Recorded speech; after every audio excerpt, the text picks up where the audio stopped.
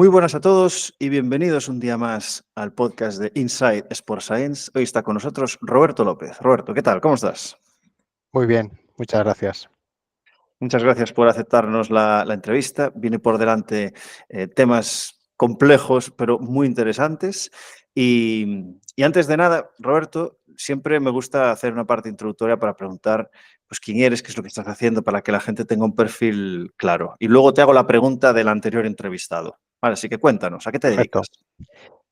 Bueno, yo soy el coordinador del área de Media Coach. Es un proyecto que tiene la Liga para los 42 clubes profesionales y luego también coordino el área de investigación deportiva, que el objetivo es, pues, con todos esos datos que se generan en todos los partidos, pues llevamos ya más de 14 temporadas completas, pues intentamos ese privilegio que tenemos de tener acceso a esos datos con una calidad muy alta, pues intentamos ponerlos al servicio de la comunidad científica, pues a través de convenios con distintas universidades en las que nosotros también pues vamos acompañando en ese proceso de investigación y en aquellos temas que consideramos importantes, pues los vamos publicando para compartirlo con todo aquel que quiera, que tenga interés en tener las respuestas a esas preguntas. Siempre va a estar sesgado porque son datos de la competición española, de la liga, de tanto la Liga EA Sport como Hypermotion.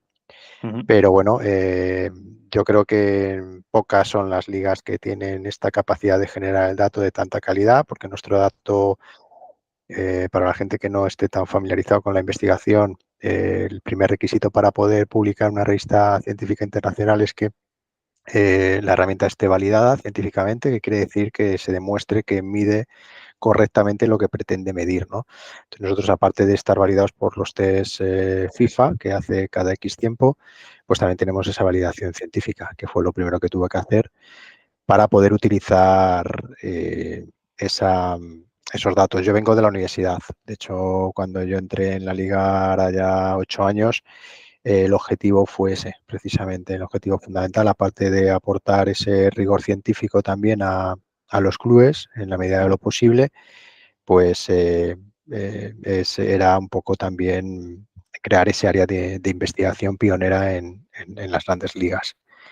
Y pues bueno, nosotros todo lo que hacemos también es cierto que respetando líneas más teóricas tienen que tener una aplicación práctica.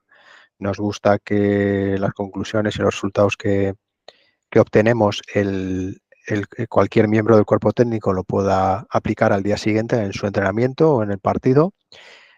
Tocamos áreas de todos los perfiles del staff, desde entrenadores, analistas, preparadores físicos, médicos deportivos, incluso scouting y dirección deportiva. Y entonces, bueno, tenemos ese gran reto de dar soluciones a mucha gente que aunque la gente piensa que el fútbol siempre es lo mismo o que todos tienen el mismo interés y le interesa lo mismo, pues en función de tu rol, los intereses son unos u otros, ¿no? Entonces ese trabajo multidisciplinar pues nos obliga a tener que dar respuesta a todos los miembros del staff. Y luego también damos una respuesta porque tenemos la suerte en la liga de contar con grandes profesionales, pero cada profesional tiene su manera de ver el fútbol y su metodología. Entonces eso nos obliga a nosotros, no podemos dar respuesta como otros grandes proveedores que no solo dan respuesta a la liga, sino a cualquier liga del mundo, que sea una especie de lentejas para todos, ¿no? Nosotros tenemos que adaptarnos a cada cuerpo técnico, a cada club con sus características, su idiosincrasia. Hay clubes con más recursos económicos, otros con menos. Y entonces el proyecto Media Coach, que lo inició Ricardo Resta en el 2010, pues es una solución in-house que lo que pretende es dar una solución exclusiva y personalizada. De hecho, nosotros cada temporada, raro es al club que no vamos 3 o 4 veces de manera presencial. Nos desplazamos nosotros en sus instalaciones porque el principal problema del fútbol profesional es la falta de tiempo. Hay mucha exigencia a nivel competitiva, sobre todo equipos que jueguen también competiciones europeas, y eso hace que prácticamente no tengan tiempo para casi nada. Entonces, Media Coach, una de sus principales funciones, y por eso tiene el éxito que tiene y lo usan prácticamente todos los clubes con un alto nivel de uso, es que le ahorramos mucho tiempo. Ten en cuenta, para que me entendáis, Tenemos ya etiquetadas más de 1000 acciones técnico-tácticas, tanto individuales como colectivas, y después de un partido, a los 30 minutos, tienen todo cortado.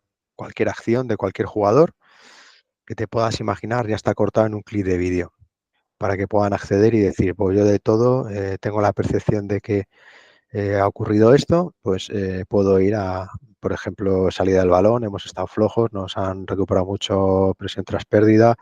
Cualquier acción técnico-táctica que quieras evaluar, pueden verlo. A nivel condicional, sí es cierto que es un área que da mucho juego al dato, podríamos decir que, porque igual que en las otras áreas, el principal instrumento desde nuestra experiencia con los clubes es el videoanálisis, aunque en el rendimiento condicional se está empezando a utilizar el vídeo también para llegar a contextualizar esos esfuerzos, esas exigencias físicas, es un área muy demandante de datos. Son nuestros principales usuarios en cuanto a número de descargas. Se descargan todo, no solo los datos de su equipo, sino lo de todos los rivales, porque quieren hacerse pues esas referencias de saber cómo están en cualquier aspecto condicional respecto a los competidores, ¿no? Luego el dato se trabaja de manera muy personalizada por demarcación, por situación con posesión, sin posesión, y luego pues también nos obliga a estar a la vanguardia de cualquier aspecto condicional o de cualquier otro ámbito que pueda surgir. Nosotros hacemos un primer QA de ver si es útil y si lo consideramos útil lo implementamos, porque normalmente toda la implementación tiene un coste de programación, de desarrollo y de puesta en producción. Entonces, pues para que te haga una idea, nosotros estamos ahora mismo, lo más novedoso que hemos implementado a nivel condicional son los escenarios de máxima exigencia o el perfil de aceleración-velocidad. Son dos de las últimas incorporaciones que tenemos, pues cualquier perfil de aceleración-velocidad de cualquier jugador para poder entrenarlo y modificarlo, o simplemente a nivel descriptivo. Y luego también tenemos los escenarios de máxima exigencia, que es una métrica condicional que está muy relacionada con el momento del partido en el que se produce.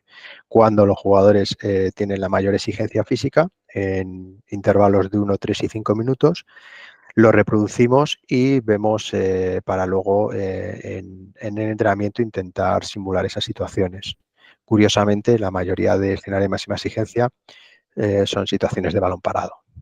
Entonces, bueno, pues esa es un poco la sinergia que hemos encontrado de cómo ya cada vez más los preparadores físicos empiezan a ver vídeo, porque ya no quieren saber los volúmenes totales de carga del jugador en el partido, sino el contexto. Y muchas veces todavía hay entrenadores que, desde mi punto de vista, cometen el error de comparar datos condicionales de un jugador en un partido con el anterior, los 5 últimos, el promedio de la temporada, y sin tener en cuenta cómo se ha dado el contexto del partido. Sí, porque no es lo mismo que empieces perdiendo en el minuto 5 1-0, eso ya cambia completamente todo la dinámica de partido, que el marcador haya ido a empate hasta los 10 últimos minutos, ¿no?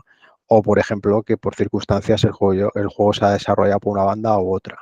Entonces, nosotros lo que hacemos es que intentamos dar toda esa información para que los preparadores físicos puedan normalizar los resultados condicionales en función a ese contexto en cuanto a lo diferente que ha sido de otros contextos.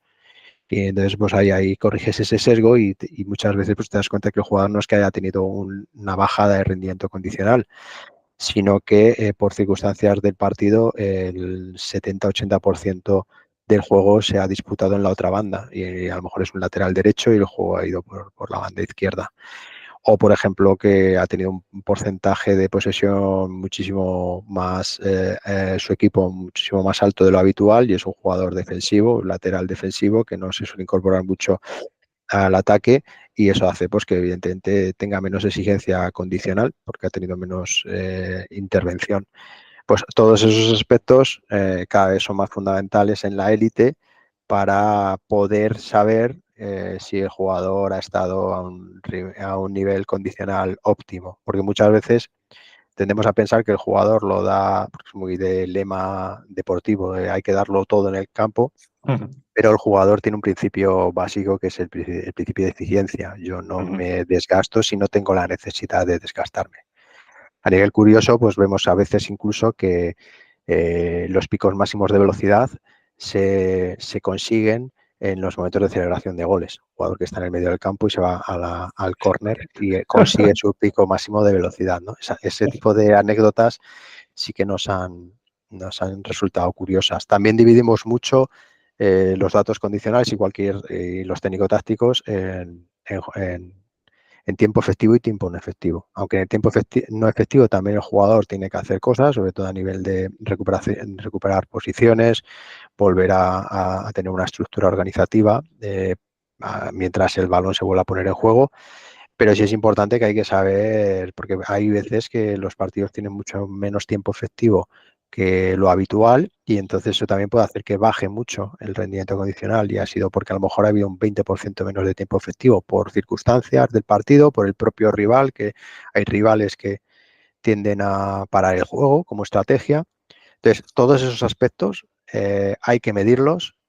Primero, para poder tenerlos en cuenta y normalizar los datos, hay que medirlos esa es nuestra labor. Nuestra labor es medir todo lo posible, todo lo que creemos que es importante y luego el talento de nuestros preparadores físicos, nuestros analistas, nuestros entrenadores hacen el resto. Nosotros ponemos ahí el dato, intentamos ser lo menos prescriptivo posible. El área de predicción y prescripción nosotros ahora mismo la tenemos intencionadamente vetada porque consideramos que el talento está en el otro lado. Entonces nosotros simplemente intentamos poner el mayor número de datos, ayudamos a familiarizarse en el uso de la herramienta, porque las herramientas tecnológicas cada vez son más complejas y si es cierto que nos encontramos con un principio, con una barrera de entrada importante porque hay una curva de aprendizaje que a veces les cuesta mucho porque son herramientas, insisto, que aunque intentamos que sean muy fáciles de usar, pues a veces no hay ese tiempo para poder usarla. No es que no haya capacidad, capacidad hay de sobra, lo que no tienen es tiempo. Entonces lo que hacemos es, desde hace años, le hacemos nosotros los propios, pues una especie de informes dashboard eh, individualizados que se pueden montar como si fuera un puzzle. Tú vas cogiendo determinadas piezas y tú lo vas montando. Entonces nosotros vamos allí y en las primeras sesiones decimos, a ver, ¿cómo tú analizas el fútbol? En 4 fases, 3 fases, cómo divides el campo. Entonces le hacemos su división y su manera de ver el fútbol a su manera y le hacemos la herramienta personalizada con esa forma y esa manera de ver el fútbol. Entonces eso es muy potente porque desde el principio los profesionales consideran que es una herramienta suya, que es su forma de verlo y que solo la tienen ellos. Porque nosotros en MediaCoach sí que es cierto que los datos los compartimos a todos los clubes porque hay una especie de proyecto desde el 2010 que insisto que fue una visión de Ricardo Resta que dijo, no, aquí vamos a competir y para aumentar la competitividad, pues todos tienen que tener la misma calidad del dato y acceso al dato de manera democrática, ¿no? Con independencia del presupuesto, porque hay otras ligas que los equipos que tienen más presupuesto pues tienen capacidad de comprar más herramientas tecnológicas y de datos y están en una ventaja competitiva respecto a los demás. Y aquí no, aquí todos tienen la misma calidad del dato y el mismo acceso. Nosotros damos formación personalizada a todos los que nos lo pidan. Por lo tanto, da igual que sea el Madrid-Barça, que sea el Racing de Ferrol, cualquier equipo, Sporting, el equipo que sea, más modesto, menos modesto, vamos y le damos servicio. Y eso pues ha hecho que desde nuestro punto de vista, en todo este tiempo, pues la competitividad haya aumentado y cada vez sea más difícil ganar a cualquier equipo porque tiene esa información y luego sí es cierto que cada uno es libre de poder utilizarla o no, en el sentido de que luego pues hay direcciones deportivas, propios clubes que creen más en el dato, en el análisis y ponen más recursos que otros, pero la cantidad del dato y la calidad la tienen garantizada cualquier club. Qué interesante. He apuntado muchas cosas, Roberto, pero vamos por lo básico. Ah, perdona, la de Julio, antes de meternos de lleno en la piscina. La pregunta que te lanza Julio es, ¿cuánto tiempo le dedicas a ayudar a los demás durante el día? Respóndela como quieras. Aunque ya ayudas Bueno, mucho, ¿eh? pues en nuestro caso, en mi caso y en el caso del resto del equipo Media Coach, pues es que la verdad es que echamos prácticamente toda la jornada laboral a ayudar a los demás porque tenemos ahí pues ya somos más de 1000 y pico usuarios. Tener en cuenta que, claro, a una herramienta genérica puede parecer poco, pero son 1000 y pico usuarios que son todos entrenadores, analistas de los 42 clubes de la liga. Solo trabajamos con esta gente, ¿no? Entonces son muchos preparadores físicos, son muchos entrenadores, son muchos analistas, son muchas direcciones deportivas y nuestro día a día es responderle a dudas que tienen, buscar soluciones a los problemas que nos plantean. Entonces, profesionalmente, nuestro día a día es ayudar a los demás, aunque los demás se acote solo a los profesionales de los clubes de la liga. Entonces, en ese caso, pues podríamos decir 8 horas al día. Y luego ya en el ámbito personal, pues ya también en la medida de lo posible intento ayudar a la gente, ¿no? Yo sí que, porque me ha costado llegar a donde he llegado y me daba mucha rabia cuando intentaba acceder a gente que estaba en posiciones pues, importantes, en entidades importantes. Entonces, lo que sí intento también a nivel personal es ser accesible y ayudar a gente, aunque sea un estudiante, aunque sea alguien aficionado que me contacta conmigo por alguna vía, pues intento siempre responder a todo el mundo y en la medida de lo posible ayudarle si puedo en aquello que me pidan. Desde mi posición, si me permites, lo corroboro. O sea, ha sido facilísimo contactar y me lo has puesto todo sencillísimo para poder aportar este conocimiento a nuestros compañeros, al fin y al cabo. Vamos al grano. Me gustaría, la primera cosa que apunté fue lo de tienes el partido cortado a los 30 minutos de terminarlo. Y me gustaría desgranar un poco, primero, cuál es la lista de esas fuentes de datos y un poco la logística de cómo funciona ese proceso para acabar teniendo ese producto, ese resultado de aquí tienes el partido cortado. ¿Cómo es ese proceso? Claro, muchas veces en la tecnología la calidad del dato y la rapidez en obtener el dato es cuestión de dinero, por decirlo así, ¿no? Pero nosotros tenemos la suerte de que desde la dirección de la liga pues se ha apostado por esto. No creo que pueda decir el presupuesto por temporada, pero es un presupuesto muy alto. Sí, lo que sí os puedo decir lo que hay detrás, ¿no? De cada partido.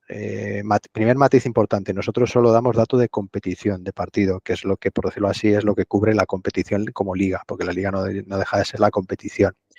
Hay luego mucho más datos de los entrenamientos, que eso ya es un dato privado de cada club y cada club tiene su manera de conseguir imágenes o GPS.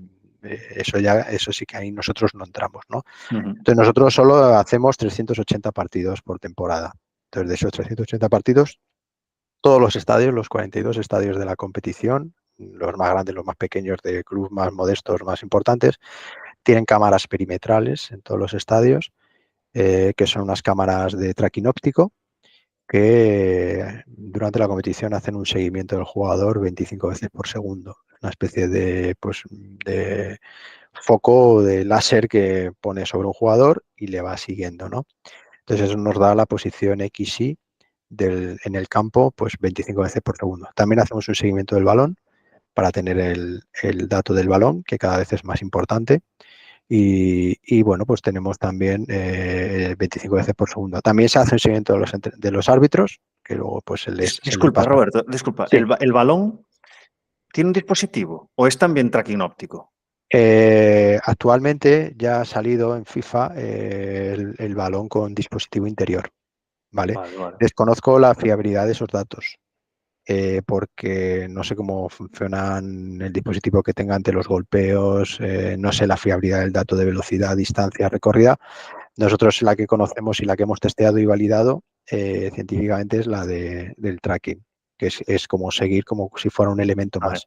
Es cierto vale, que vale. es el elemento más importante de seguir por su velocidad y sobre todo cuando sube el balón, como aunque sea blanco, amarillo, del color que sea, se mezcla con las camisetas que pueden llevar los aficionados y ahí hay unos momentos de bastante pérdida. Un tema muy importante, porque a veces el tracking en competiciones europeas, la UEFA o la FIFA lo permite descargar de manera gratuita. Nuestro tracking no es el tracking bruto directo, aunque sí es cierto que en la señal de televisión, a veces los gráficos que hacemos de poner una ficha sobre el jugador, el mapa de calor, y ves que el jugador se desplaza y la ficha le sigue poniendo la velocidad a la que va en ese momento, es en real time, o sea, es directo puro. En situaciones de aglomeración como corners, como disputas, a veces el tracking óptico se pierde, o sea, o se equivoca al seguir al jugador o hay que reconducirlo. Entonces, ahí es donde entro de que la calidad del dato está muy relacionado con el coste humano y de recursos. Entonces, en todos los partidos de nuestra competición hay 3 operarios que están con las cámaras de tracking para corregir en directo cualquier desviación o cualquier error. Suele haber un operario que controla a cada equipo, a los jugadores de cada equipo, que corrige con un software cuando hay una pérdida, la vuelve a asignar al jugador correspondiente y hay un supervisor, ¿vale? Eso solo sería para el tema de desplazamiento de los jugadores. Mm. Luego hay otros 3 operarios que son los que dan el dato de venting, que van anotando con unos teclados muy complejos, tienen ya mucha capacidad porque están entrenados para ello, y son los típicos que dicen, pues, pase de Modri acertado, regate de Vinicius, cualquier acción de cualquier partido, lo van anotando y todas las acciones técnico-tácticas se anotan de manera subjetiva. Es un operador que lo va anotando. Ahí también son 3, uno por cada equipo y un supervisor. Ten en cuenta que el tema del dato ahora ha tenido también muchísimo más valor, el dato en directo, por el tema de las apuestas, que es un mercado que, Mm. bueno, aunque personalmente no me parece correcto, pues la realidad es que es legal y que también genera bastantes ingresos y evidentemente el tema de la apuesta es muy delicado para que el dato sea fiable y sea de calidad, porque la gente se está jugando dinero, ¿no? Entonces eso sí que nos ha dado un salto mayor, un mayor reto para que esa calidad sea alta. Entonces, básicamente hay 2 tipos de datos, el eventing y el tracking. Y luego nosotros en Mediacos también lo que hacemos es ya post partido, porque eso en directo es bastante complejo, es integrar los dos. ¿Cómo se integran los dos? Pues la métrica más fácil para explicar la integración es pases que superan X rivales. Nosotros tenemos la coordenada en el momento en el que se hace el pase, la coordenada de cuando llega al compañero y los rivales que hay en ese foco del pase, pues a lo mejor hay 2 rivales, 3 rivales, y entonces pues ya empezamos a hacer esas métricas de pases que superan determinados rivales. Luego hay otras métricas más complejas como con Besul, que es como el área que ocupa cada equipo, centroides, distancias posicionales, que bueno, que también se obtienen con tracking, pero eh, insisto, todo eso es un procesamiento postpartido, pero un procesamiento postpartido que intentamos que es lo que te digo, que no dure más de 30 minutos, 1 hora. ¿Por qué? Porque lo que he dicho al principio, los profesionales sobre todo lo que necesitan es tiempo. Mm. Entonces ellos acaba el partido, casi si hayan ganado, hayan perdido, no les da mucho tiempo a celebrarlo o a ver qué ha ocurrido y por qué no han podido ganar o porque no han tenido un resultado mejor, porque inmediatamente ya tienen que estar preparando, la mañana siguiente ya tienen que estar preparando el siguiente partido. Y es así una rueda que no para desde que empieza la temporada hasta que finaliza. Ujú. Entonces, esa exigencia de tener el dato de calidad y de tenerlo muy rápido es una exigencia que nos lo imponen nuestros propios usuarios. Ujú. Me vienen muchas preguntas relacionadas. Si me permites, me voy a poner al otro lado de la moneda. Eh, Ahora mismo no recuerdo qué jugador lo dijo, pero criticaba un poco el dato, como que estaba matando la creatividad de los jugadores. Y mi pregunta es la siguiente, Roberto. ¿Qué ha cambiado en el deporte del fútbol desde que sabemos estos datos, desde que tenemos esta facilidad de acceso a estos datos y las decisiones que toman los expertos con estos datos? O sea, el fútbol ha cambiado tanto desde que sabemos y tenemos tanta información. A ver, a mí me gusta también poner cada cosa en su valor. Desde mi punto de vista, la materia gris, el talento de los jugadores sigue siendo fundamental. De hecho, hay datos que no podemos tener, que es todo lo que no es medible de manera observacional o con dispositivos, como pueden ser los aspectos psicológicos. Ujú.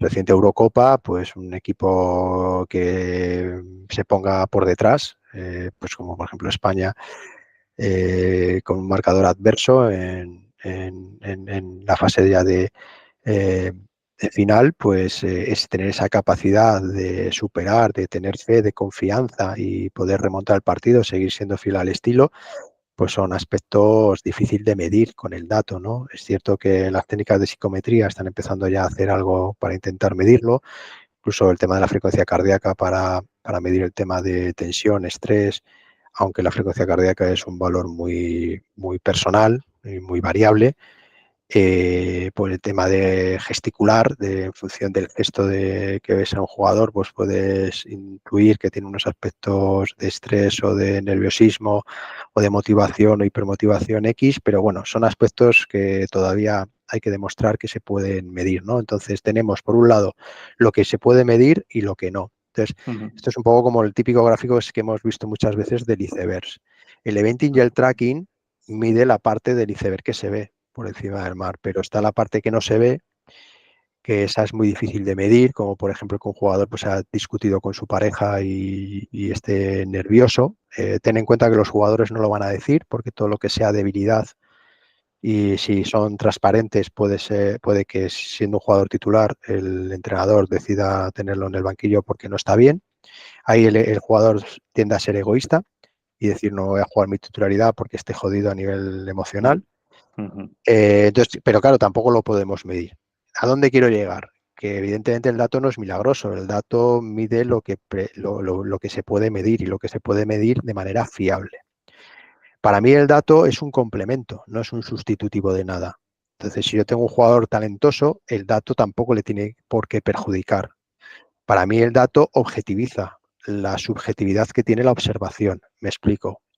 Hay veces que entrenadores salen con la percepción de un ejemplo muy fácil, a nivel condicional, de que un jugador físicamente ha estado por debajo. E incluso lo puede achacar a un tema actitudinal, es decir, no ha tenido una actitud de pelear.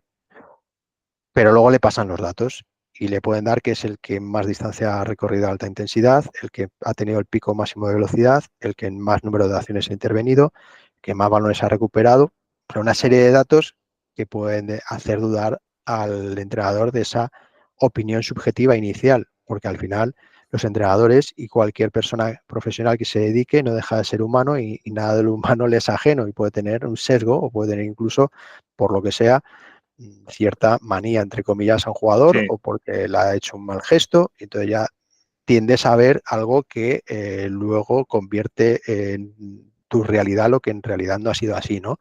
Entonces el dato objetivo, cuando está bien medido y cuando mide realmente lo que pretende medir, para mí es muy útil porque me hace tener una discusión con mi percepción, que es subjetiva por definición, con la realidad de los datos. Pero bueno, el dato también hay que tener cuidado porque yo muchas veces en másters y en clases que doy digo, ojo con el dato, porque yo puedo tener dos centrales en el que uno ha perdido 10 balones y otro solo uno, y decir que ha estado mejor el que ha perdido solo uno, pero es que esa pérdida puede ser el único gol que hemos recibido por un pase paralelo al otro central en el que delantero centro del rival la ha cogido, y en los 10 que ha hecho su compañero que ha sido con el equipo replegado en campo contrario y sin ningún riesgo, ¿no?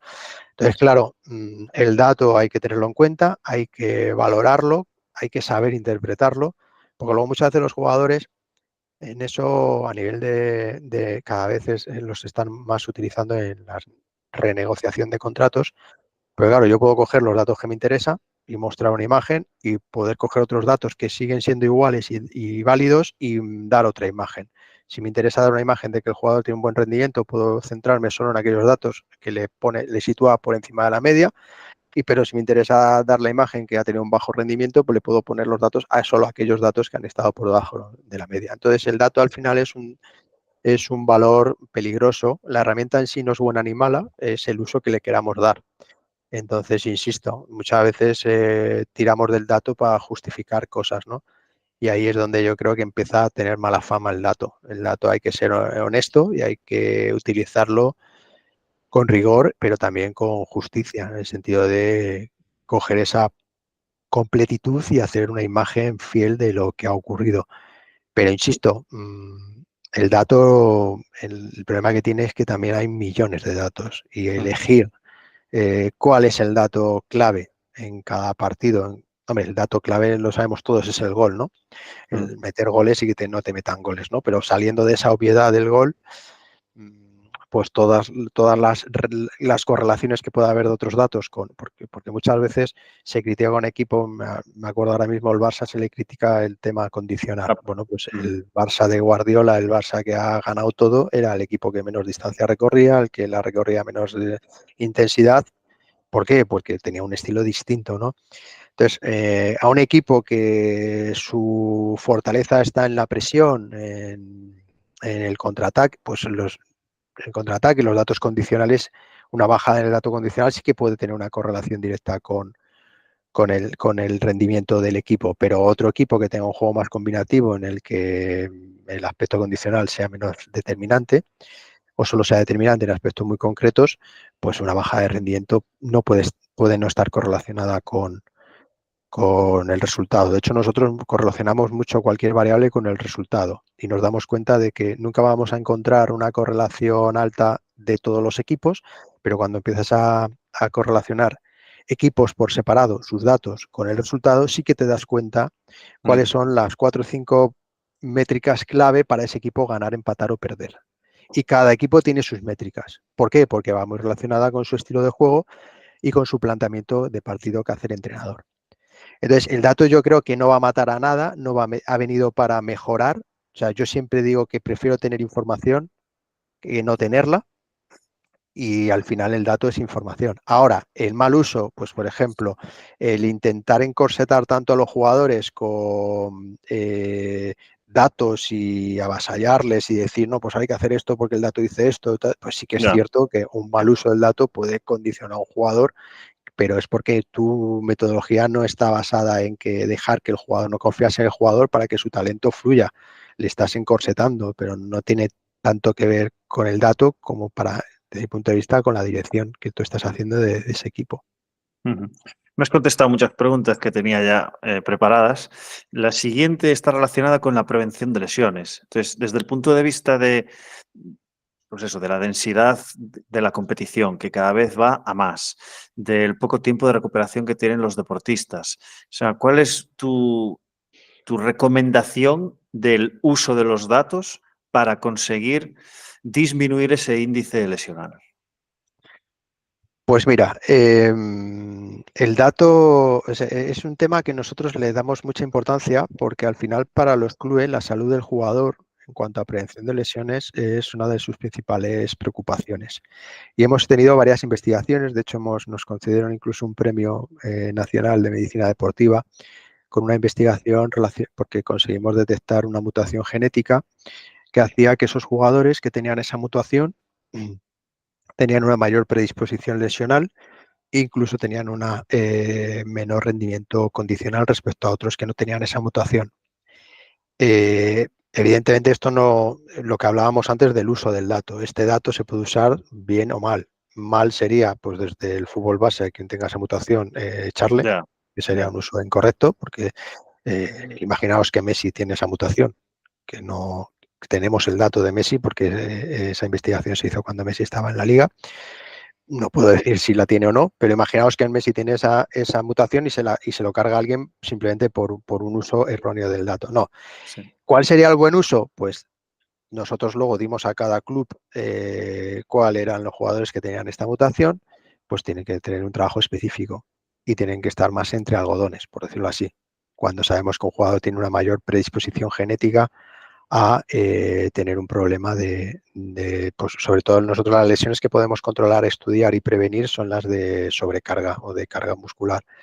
Las provocadas por un infortunio, una entrada, son imprevisibles, ¿no? Y luego tenemos muchas de las investigaciones que hemos hecho, otro ejemplo de poner en práctica las investigaciones que hacemos, es una relacionada con el nivel de carga durante la competición. Con un análisis longitudinal nos dimos cuenta de que previo a la lesión había un momento previo de 5 minutos en el que el jugador tenía una carga más alta de lo normal, por encima del 80-85% de su carga habitual.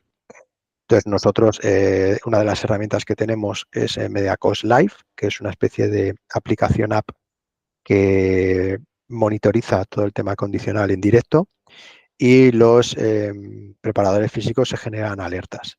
Ellos saben que jugadores ya están en riesgo de lesión, cada uno tiene su metodología, pero para que lo entendamos, básicamente lo suelen definir en semáforos, ¿no? Verde, naranja, rojo. Evidentemente esto no es una ciencia exacta, se pueden equivocar, se le puede lesionar a un jugador en bajo riesgo de lesión, Sí, sí, pero sí. normalmente sí que suele correlacionar, porque suele estar relacionado con número de partidos, minutos, intensidades de las cargas. Entonces, se ha llegado, hemos conseguido el hito, que para mí es un hito, en las últimas temporadas de que cuando el preparador físico con esta aplicación le dice al mister, fulanito está en riesgo y ya lleva, ya está en el minuto 60 con el 80-90% de su carga alta intensidad habitual de partido. Pues si el entrenador lo considera oportuno y tiene un cambio natural o Mm, puede aunar esa prevención, ese no correr un riesgo innecesario por las circunstancias del partido, por el marcador, con un jugador que le sustituya y que pueda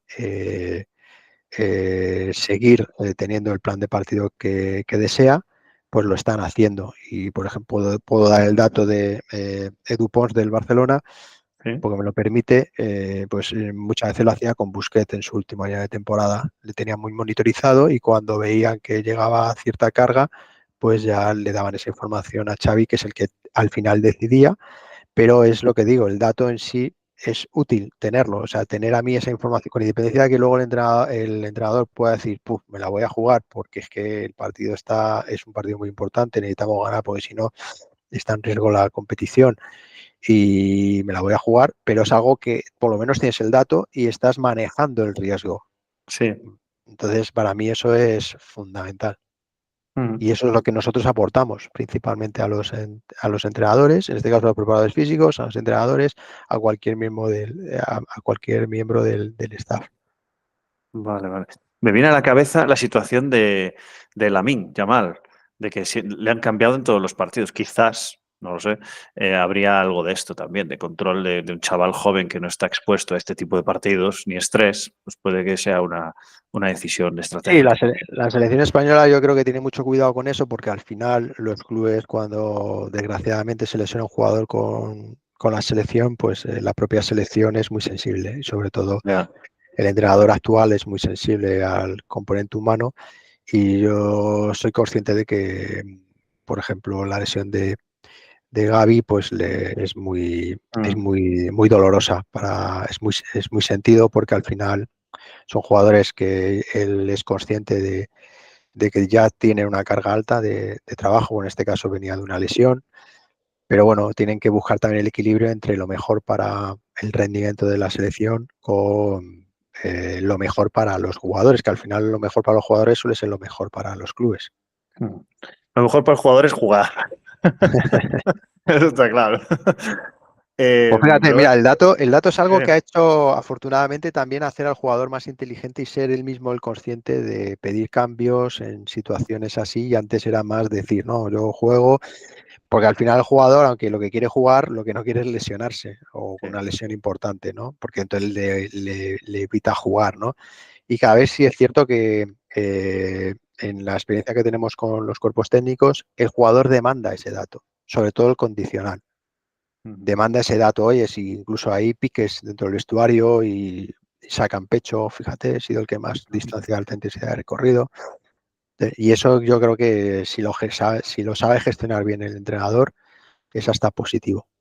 ujú. Me parece todo para hacer 2 y 3 entrevistas más. Pero como estamos terminando, pues me gustaría hacer 2, 3, una más cortita. Y no sé si tiene respuesta, pero conociendo tu expertise, seguro que me interesa tu opinión. ¿Has reconocido, o sea, cuando periodistas, incluso en el propio gremio, se habla de la estrella de este equipo, pues tú ya tienes un poco en la cabeza pues la estrella de este equipo, la estrella del otro, ¿no? Sé que es subjetivo, pero bueno, es una estrella. A nivel dato, ¿esas estrellas comparten algún denominador común? A nivel de dato. A ver, ahí el dato, hombre, cuando es una posición muy determinada como el delantero, Mm, pues el dato fundamental que se le exige a un delantero es el gol, ¿no?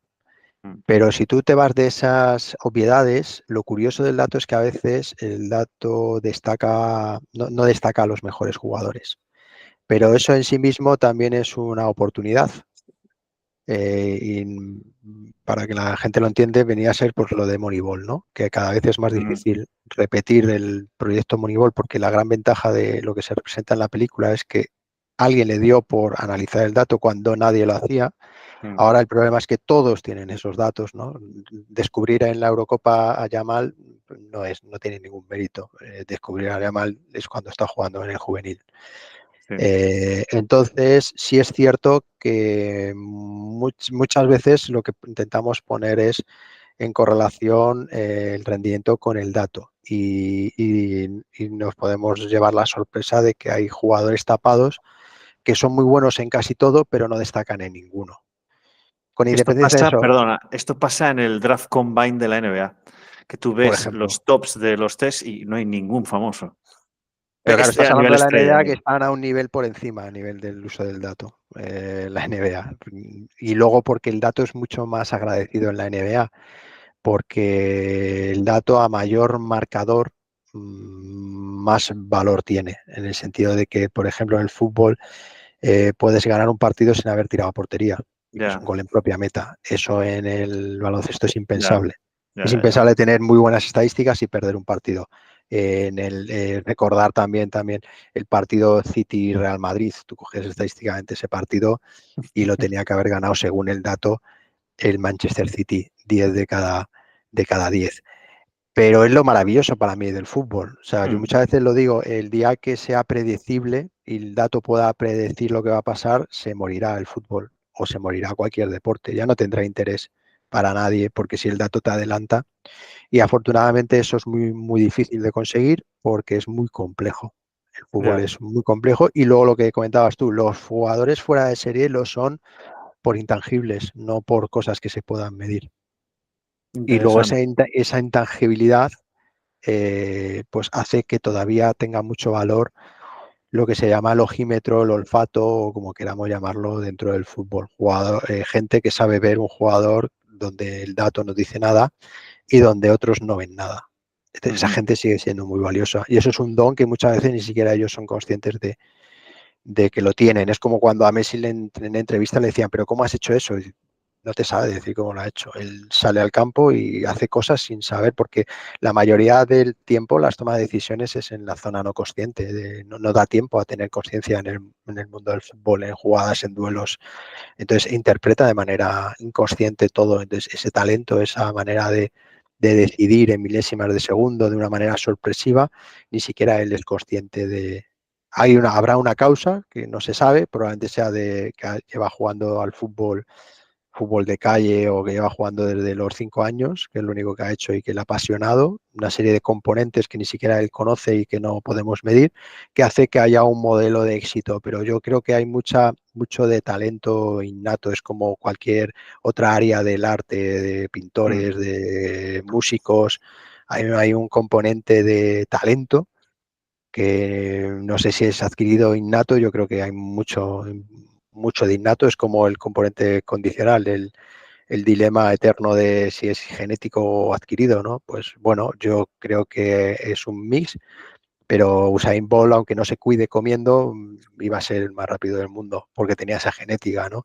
Y alguien que tenga peor predisposición genética, por mucho que se cuide, por mucho que entre el doble, no mm, va a correr más que él, ¿no? Entonces en ujú. el fútbol yo creo que también hay algo de eso. Jugadores, personas que ven algo que otros no ven y eso es muy difícil de medir y es muy difícil de predecir. Ujú. ¿Y hacia dónde estamos yendo? ¿Hacia dónde estamos caminando en la tecnología, en los datos?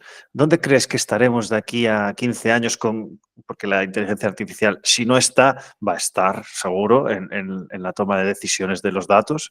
¿Dónde vamos a estar en 15 años? ¿Cómo lo ves? Pues yo creo que ahora hay un momento de moda con el Big Data y el dato y la inteligencia artificial.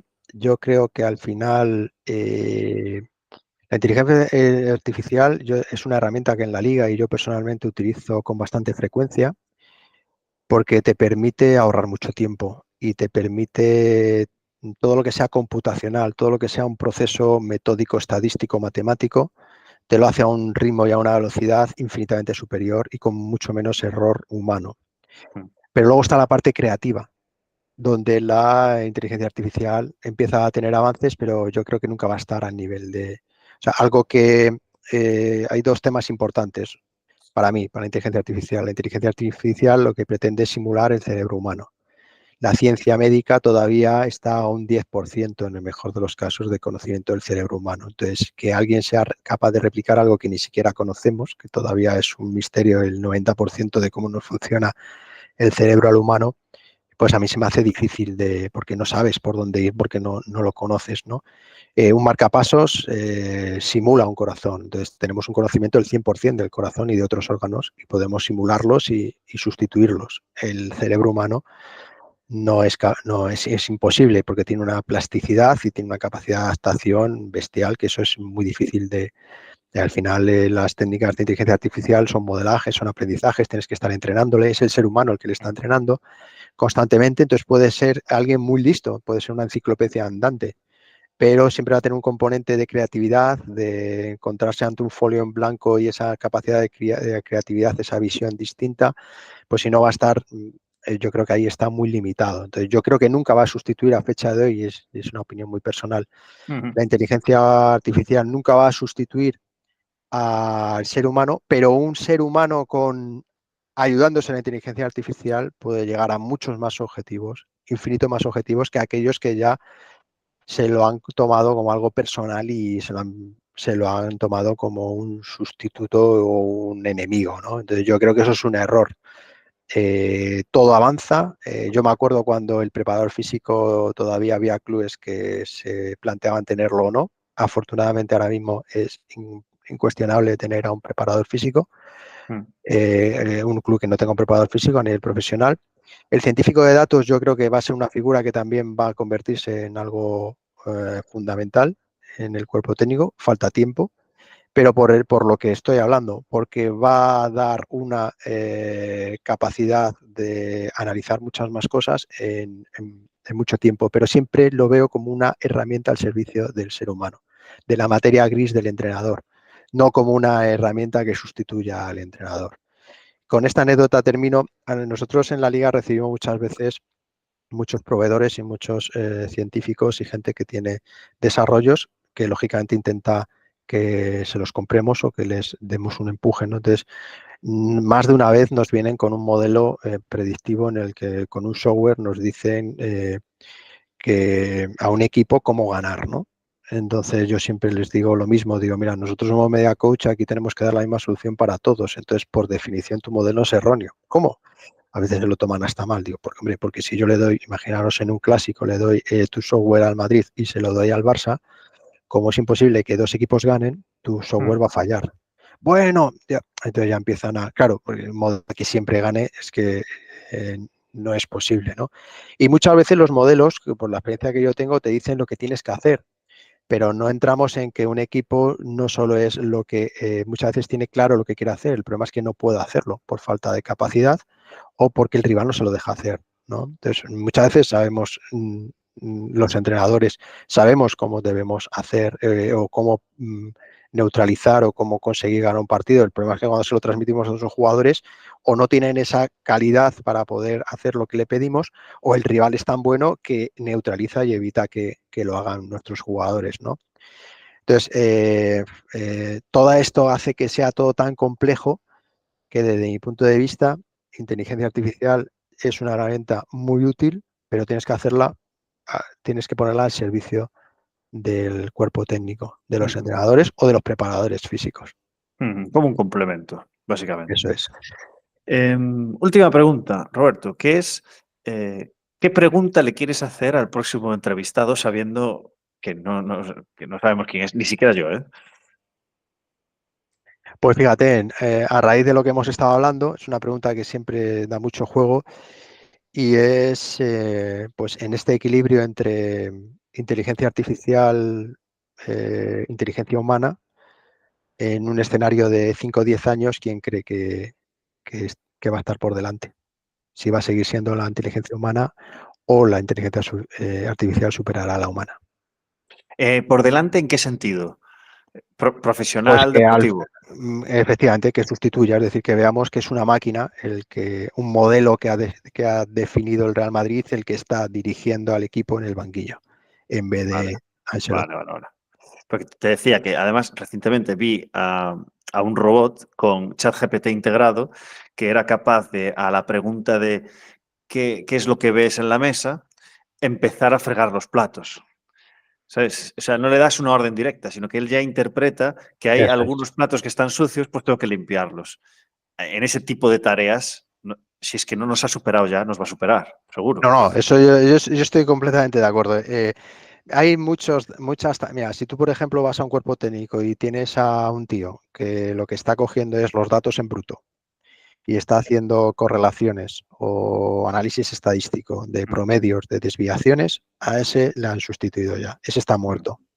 mm, mm, Pero claro, tú vas a un cuerpo técnico en el que el 80% del tiempo disponible que tienen entre partido y partido lo dedican a transformar los datos, metes inteligencia artificial y ese 80% del tiempo se convierte en un 5% y tienes un 95% para planificar el plan de partido, la estrategia, pensar, mm. razonar, buscar estrategia, pues Interpretar el bruto. interpretar ese bruto, ese análisis ya terminado, porque muchas veces llegan al análisis un día antes del partido. No, no. Ya. Nosotros lo que intentamos es que llegues al análisis en el menor tiempo posible para que tengas el mayor tiempo posible para hacer esa estrategia, ese Ujú, plan de partido. ¿Por qué? Porque el rival también utiliza datos y estrategias.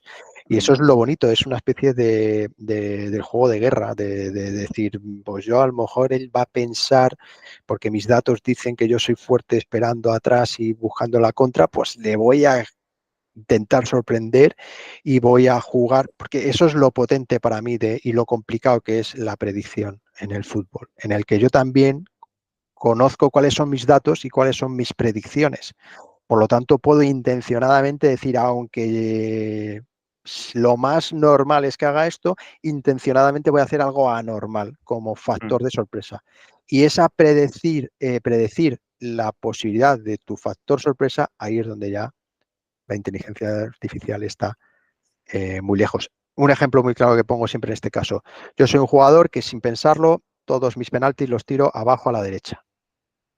Sigo sin saber nada de datos, pues lo seguiré tirando abajo a la derecha porque no soy consciente de ello. Es un sesgo que tengo y no soy consciente de ello. Ahora, cuando viene alguien y me dice un científico de datos, oye, mira, tío, que es que tú tienes una tendencia al 98% abajo a la derecha. Pues en una final de la Eurocopa que vaya a tanda de penaltis, tendré la información de decir, hostia, si es que el portero probablemente en el bote de agua tenga fulanito abajo a la derecha. Yo, consciente de ello, puedo decir, pues lo voy a tirar a la izquierda arriba. Luego lo podré fallar porque está el componente de ejecución técnico-táctico, pero yo he utilizado esa predicción, esa información tan útil, porque yo también la puedo tener de mí mismo, para intencionadamente y de manera sorpresiva ir a, por decirlo así, a joder a la inteligencia artificial. Y ese elemento es muy difícil de predecir. Perdona, Roberto. Última pregunta. Sí, Última, sí. te lo prometo. Tú eres ese jugador. O sea, tú eres el delantero del último penalti de la tanda de penaltis de ayer, del España-Inglaterra, que si lo metes, somos campeones de Europa. Y es exactamente esa casuística. Tú tiras el 98%, bueno, 98 igual es una exageración, pero el 80% lo tiras abajo a la derecha. Y tú sabes, que el portero lo sabe. ¿Qué haces? ¿Lo tiras abajo a la derecha porque te sientes cómodo y es un momento de estrés máximo? ¿O lo tiras Claro, por otro lado? es que es el juego maravilloso, porque es decir, hostia, el portero lo sabe, sabe que abajo a la derecha, pero también sabe que yo lo sé.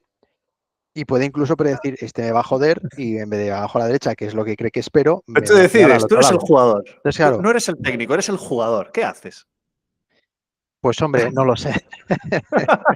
Pues lo tiraría al centro, ni abajo a la derecha ni al otro lado. No sé, eso al final es lo que hace. Fíjate, en esas situaciones ves el liderazgo y son cosas más difíciles de medir. No voy a decir no medibles porque si no estaría un poco poniendo en duda el trabajo de toda la psicometría y de todos los psicólogos que también tienen sus técnicas de medición, ¿no? Pero muy difícil de medir. Ahí hay jugadores que dicen yo, dan un paso adelante, yo lo voy a tirar, y otros que se medio esconden diciendo, uff, pues eso. Y muchas veces ese mismo jugador que da el paso adelante depende de ese partido, ese momento, pues tiene su nivel de autoconfianza mayor o menor. Entonces, ese es un aspecto muy difícil de medir y que muchas veces hay entrenadores que dicen quién los tira y otros que dejan que sean los jugadores que lo tiren. Yo soy más de los que deja que el jugador elija en ese momento, porque no creo que sea el momento de Ya. forzar a alguien a hacer algo. Muy bien, pues Roberto, muchísimas gracias por esta fantástica entrevista, charla. He aprendido mucho. Te haré una pregunta más fuera del directo, de personal mía, de curiosidad. Y muchísimas gracias por tu altruismo. La gente seguro que se lo ha pasado genial y ha aprendido mucho. Y le has, le has sugerido mucha información, quizás para empezar a iniciarse a formarse en esto, por las oportunidades laborales, quién sabe. Roberto, muchísimas gracias. Te deseo lo mejor en lo profesional, sobre todo en lo personal. Por favor, despide tú este episodio. Pues muchas gracias por esta oportunidad y nada, encantado de poder haber pasado este rato todo contigo y con todos los que vayan a escucharlo. Y si esto le puede servir de algo a alguien, pues encantado y muy contento. Un placer, Roberto. Cuídate mucho. Gracias. Chao, chao. Igualmente. Chao.